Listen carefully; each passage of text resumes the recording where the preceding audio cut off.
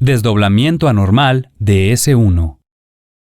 El desdoblamiento anormal de S1 se amplía cuando hay un retraso en la activación y contracción eléctricas del ventrículo derecho, como ocurre en el bloqueo de la rama derecha.